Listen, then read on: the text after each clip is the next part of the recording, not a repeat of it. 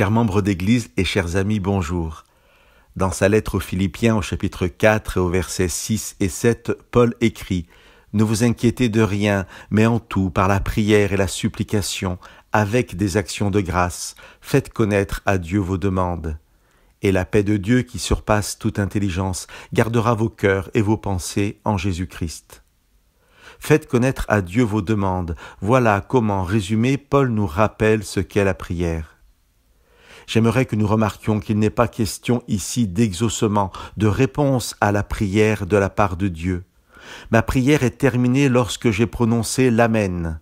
Ma prière est prière, dans le sens, si vous me l'autorisez, de bonne prière, lorsqu'avec conscience et remerciement, j'ai demandé à Dieu. Ici, et cela est très important à réaliser, ma prière n'est pas une bonne prière parce qu'elle aurait été exaucée comme je l'avais demandé, ou du moins parce que j'aurais la certitude que Dieu m'a répondu. Ma prière est bonne prière parce que j'ai fait connaître à Dieu ce que je voulais. C'est de ce constat, celui d'avoir fait participer Dieu à ma réalité, d'avoir, par la prière, invité Dieu à être partie prenante de ma réalité. C'est de là que vient ma paix. De là, mon cœur et mes pensées sont gardés en Jésus-Christ. Mais peut-être avez-vous déjà pensé, ou vous a-t-on déjà dit que si vos prières n'étaient pas exaucées, c'est que vous manquiez de foi.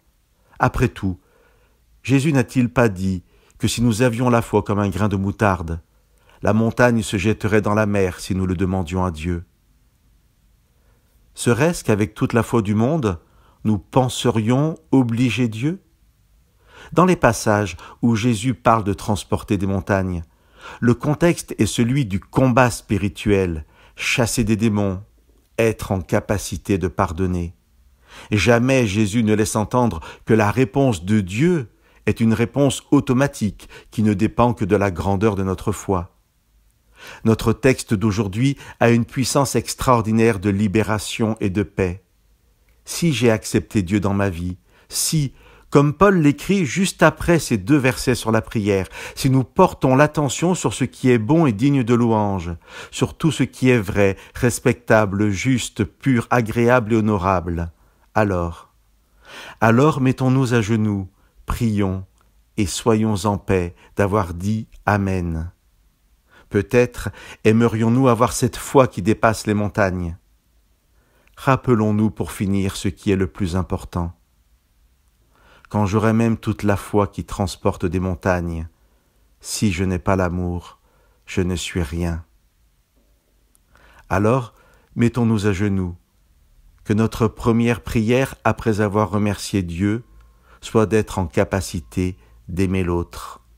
Alors prions et recevons la paix de Dieu. Que Dieu vous bénisse.